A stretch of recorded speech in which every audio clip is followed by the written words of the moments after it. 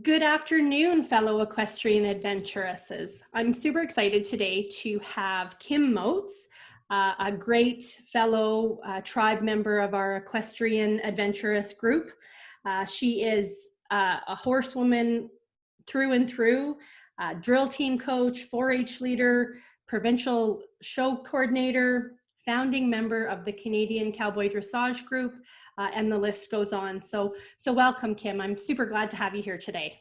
Oh, thank you, Heather. It's awesome. I really appreciate you being asked to put my 2 cents worth in. Great. Well, we will get rolling. So how did your first memories of your love for horses begin?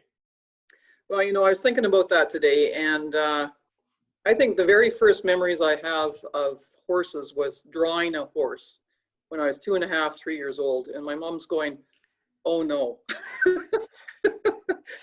Animals, oh my goodness. But and the love for horses and animals just stayed with me forever. I really believe it's in your DNA. I don't know where to go from that. Like, that's it. It's there. And my grandfather was a sergeant he ended up being a colonel in the Army. He was in both World Wars, and he actually taught the cavalry out of Fort Walsh how to ride. And I don't know, I think it's innate. I spent a lot of my childhood on my great uncle's farm in Saskatchewan, and spent all my summers there riding. My first riding that other than the ponies at the Stampede or whatever, the $2 rides, were put up on a great big Percheron workhorse and just set free, go have fun. And I rode that horse into the ground, I think, and it was, that's where it all started. Well, I really think that those early memories of getting on those big Percherons and riding them into the ground, that's absolutely, they were whoever put us up there knew that they were safe. They couldn't hurt us. If we fell off, well, they looked at us and said, "What are you doing down there? Get back on," and away we go. And they started that passion of this amazing love that we have for them. When you mentioned that your grandfather was part of the cavalry, so maybe it skipped a generation with your mom and went right to you. Oh, most definitely. with the love for them. Most definitely, yeah. Well, that's great. So as you grew up with horses, did you take lessons, or were you kind of on your own and you just figured it out and kind of learned the ropes yourself? Basically, I was like a farmer kind of a kid, and I just figured it out. I had a lot of mentors along the way, but we were poor. We didn't have a lot of money. I learned by trial and error. And I bought my first horse of my own when I was a young teenager, and I had to pick apples or babysit to have board the horse and whatnot. It wasn't very, I think it was $5 a month or something. And I learned an awful lot on that horse, and to this day, I appreciate him for pulling those bonehead things, because that gave me knowledge of coming into the future of how to handle problem horses or problems with my riding. So and I do think that some of our best riders that we have, or the ones that love horses so deeply, have those similar roots where they wanted to do it, so they had to, if they didn't have support, financial support, because we both know horses are very expensive, that, working, cleaning those barns and shoveling and carrying wheelbarrows of hay and straw, it made you appreciate it. You really did. Definitely. You worked hard and knew that this was, at the end of the day, when you got that, someone lent you a saddle for you to try, or a bridle, rather than just the halter. So that's great. Now, there was many years without a saddle. I was bareback for a lot of years. Yeah. So then once you became an adult and, was in a position to, you had a few shackles of your own, What sort of, what was your initial riding? Were you a rodeo girl, or were you a, more English style into jumping? Well, I took a hiatus for a number of years. I worked in the oil industry and ended up overseas, over in New Zealand, Australia, in England, and all through the States and Canada. And when I finally got more grounded again, and that's when I married and we had a daughter, that's when I was grounded and I had a place to have a horse. And I wanted my daughter to experience the experiences I had, maybe with a little bit more input from and help from the adults in her life. But I've always been drawn to rodeos. That's sort of our heritage, being in Alberta, BC, Saskatchewan, it's all a rodeo community. And so I grew up in the Western world, and not so much with the English side of things. It was the Western competitions, Western mountain trail, in the mountains and prairies and stuff. Well, that's great. Now you have some experience being a coach. You had as a drill team leader, 4-H leader. So tell me a little bit about that. How did that evolve? Well, that all evolved through my daughter, actually. I wanted to give her the best experience that I could possibly give her. And so that's where the 4-H started rolling. And through a few years in 4-H, I started a club, and we had a fantastic group of people and fantastic kids. And well, I don't know, we had that club for a number of years. And from there, it morphed into the Saskatchewan Youth Equestrian Tournament. I was one of the coordinators. We had a couple other ladies. I think you were one of them. Yeah. And we pulled it off. It was a fantastic venue for the kids. I think that was one of the highlights of my daughter's childhood career in riding. And having all those kids. At times we had over 100 kids on a 5-day venue. Once a year for 5 years, and it was just fantastic seeing all these kids year after year after year, and growing with their horses and their riding abilities. The core values that the kids really gained from those programs. 4-H is a great program. Oh, not only does it teach them about looking after their horse, it gives them all the health things that come with it, and the responsibilities. They have to keep track of how much did you feed them, how much did budgeting, all those kind of things. So ultimately, the cream of the crop was that Saskatchewan Youth Equestrian Tournament, where they could come and showcase their skills that they learned. And really it wasn't about a fashion contest, right? Anybody could come, any kids, any type of horse, didn't matter if it was, a flashy, quarter horse to your, little thumpy little pony. Everyone had a fair chance at, winning some great prizes and really gaining some valuable information from the clinics that were offered and those kind of things. Mm-hmm. So now tell me a little bit about this Cowboy Dressage that you started here in Canada, and how that has grown for yourself to, not only are you a founding member in Canada, but you've grown, you're now a judge, you host, you're a clinician, and you've traveled to the US, you've traveled to Australia to share your knowledge. Well, I have to say that Cowboy Dressage came along at a really good time in my riding career, if you can call it a career. I was showing in the Western shows, and I was starting to feel like I was pushing my horse along too fast, and some other issues. And we met Eitan Beth Halakmi. We had him up as a clinician for a clinic that we had, and that changed. That was it. That was the changing balance point for my my thought and process of how and why I ride.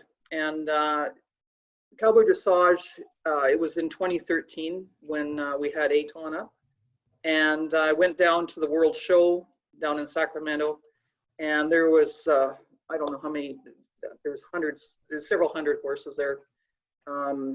In the neighborhood of 500 or 600 tests were ridden over a 3-day weekend. And you never saw an angry horse, you never saw an angry person. It was just, it was, the whole atmosphere was very appealing to where I was at that time.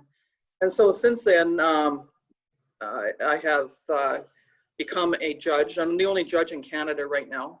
It's quite an intensive course, and judged all over the States, several places in Canada. We're still a fledgling group in Canada. And I've also gone to Australia, and I was supposed to go again this year in October, but oops, COVID came along and we had to cancel out. I'll be going next year, I hope. But it's, and I'm also at the highest level coach. I'm a recommended level 3 coach. And it has really opened up my eyes with the biomechanics. I'm also into a biomechanics course with the science of motion. And the two have married together for me. And what we can do for the horse and what we can do for the rider is it's changed my whole thinking of how we do things now, you know. Well, you know, I don't know a lot about the Cowboy Dressage program, but what I do know is it's all about relationship, the relationship Yes. you have with your horse. And it isn't all about, you know, perfect head tuck, perfect. It's about that relationship, that soft feel that you have with them. So that's really great that that, you know, as a woman, and, you know, really empowering other women. You know, you made reference to your daughter a few times, and how, you know, you wanted what was best for her. You wanted her to experience those things. And that's really what, you know, ultimately we want to have. We want to see women in these roles, helping other women become better riders, learning and learning from each other. So that's really great that that Cowboy Dressage has put you in that position to be better, and ultimately that's your goal. So now, with all of your horsings these last you know, few years, what's kind of been your most challenging experience that you encountered? Like over there's my most challenging one, I was you know, it's not to do with Cowboy Dressage or anything. It happened, pushing 15-18 years ago, and I severely dislocated my shoulder coming off a horse in a drill team. And at that point in time, I did not know if I would ever ride again. It extremely painful. And not only the pain involved in stuff, it was the fear of coming off again. And it took some time for me mentally to get around that again. But I had an awesome mentor, and he put me back up on a horse, and that changed me again, like to study backward the fear factor. So I understand when I'm coaching people, I understand that there can be that fear of coming off, or a fear of being out of control. And I understand that, and I can help that along and help coach them out of that. It's something that is very innate in you once it's happened.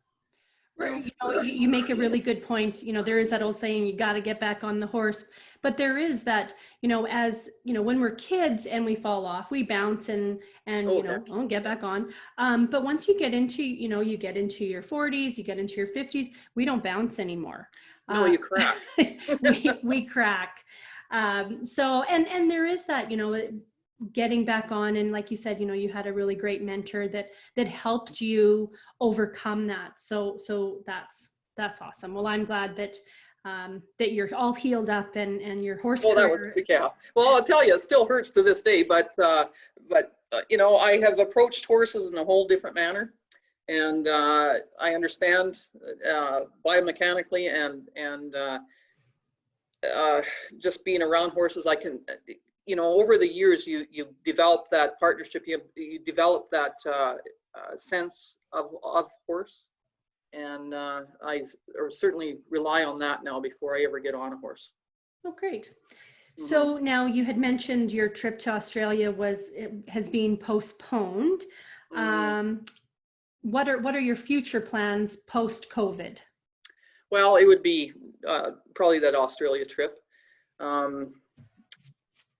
We've recently relocated, and we've got this fancy new arena and barn and this loft above the barn and stuff. And I feel that I don't need to travel as much anymore. If traveling to me is very nice, it has opened up a whole new realm of people that I've met. It's unbelievable what the people and the experiences behind them and the horses. But you know what? We have that kind of stuff in our own backyard. And we can go to the mountains in Alberta, riding over the prairies here. There's some really exciting things that I still would like to do in Canada, and do it with my horse. And that's what I'm looking forward to now. I think that's one thing that COVID has really brought to us, is that, we have a great country right here in our own backyard. Yes. And to take advantage of that. So now I know you have traveled extensively with your doing clinics and those kind of things. Was there one place that really stood out that you were like, wow, I really want to, I want to ride here again? Now I know you've traveled up north as well. Was there one place in particular that, really has a soft spot in your heart? Well, yeah, I've worked from the Arctic down to New Zealand. And New Zealand is a wonderful country, and I would like to go back there and ride again. I didn't get a lot of riding experience down there because I was working 24/7 for like 3 months in a row kind of thing. But it is a wonderful country, and I would like to go back there and experience some backcountry with riding. It's such a pretty country. Well, New Zealand's definitely on my bucket list as well. So now, as a woman in the equestrian industry, what advice would you give, give your daughter perhaps, or a fellow equestrian adventurous that is looking at making a career out of this, or taking the judging program or the clinician program? Do you have any advice that you learned along the way? Well, it sure doesn't hurt to have an education behind you, because this the equine industry is hard to break into, and it's very expensive. And even if it's not not necessarily the industry, but just keeping horses around and keeping them going and keeping you going, it can be quite expensive. And so it's good to have some kind of career to fall back on. But if you're going to delve even a little bit deeper, I would say find a good mentor and ask advice. There's nothing wrong with not knowing and getting advice along the way. And another thing I would say is get out there and do some traveling. When you're out of school and you're on your holidays and stuff, and you're still pre-marriage or during marriage or whatever, go out and travel a little bit and get your feet wet and see what you want to do, because you only have one chance to go do it. You've only got one life. Go and enjoy it while you can. Well, that's great. Now, I do know that going to horse sales is something that you do like to do. And so did you buy any babies yet this year? Or how many babies do you have? I have 2 I'm looking at. Oh, you're bad. You're bad. So now the horse that you use for your cowboy dressage, you bought as a baby and have had Yes. him. And how old is he now? Oh, that old guy. He's 15 now. Oh, okay. Yeah, he's a wonderful. He's one of those 1 in a million type of guys. It's hard to replace something like that. But right. Yeah, and I've done everything on him. It's not only Cowboy Dressage, but he's a do anything. And that's one thing about Cowboy Dressage. It makes you pretty rounded. You can get out there and do anything, you know, with the skills that you learn through the court. Well, great. But yeah, and go ahead.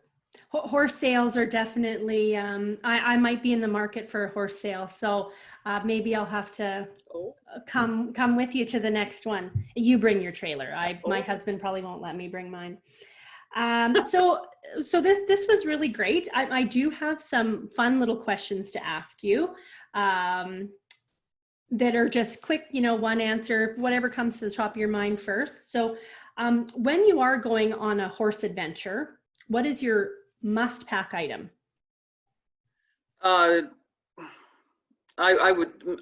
Whenever I travel, I take my cowboy boots just in case I can go ride, so it's not necessarily any kind of, I always take my boots. That's great. Are you like a planner or a wing it style traveler? I wing it. You're a wing it? I will plan to a point, but I'm definitely try to get in deep and go wing it. Great. So besides riding, what's another hobby you have? Well, man, it's like riding all the time now, or building a barn. I don't know. I used to train dogs. I still love doing it, but the time involved. I'm so deep in the horses now that that's where my life is at this point. Right. What's one thing you've always wanted to do, but just haven't checked that off your bucket list yet? Oh, jump out of a plane with parachute. Jump out of a plane. Oh. All with right. Parachute. Are you an early bird or a night owl? I'm a early bird. Early. So you're like, don't call after 8 because I'm probably in bed. Pretty much. Okay. And one last question. And now I know you've traveled all over. What is the strangest thing you've ever eaten? Oh, I'm not an adventurer with like ants and stuff like that. I think deep fried crocodile. And where did you have deep fried crocodile? Down in Texas. Wow. Well, I guess that would be the place that you'd probably have crocodile. Yep.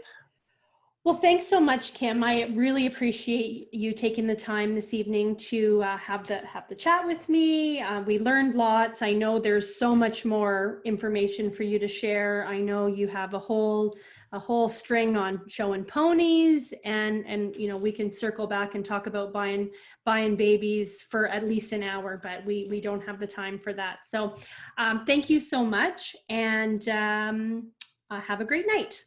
Well, thank you, Heather, and it's a great podcast. I've been listening to them, and it's fun. It's fun knowing that women are empowering women. Perfect. It's awesome. Okay, thanks. Okay, thank you. Bye-bye.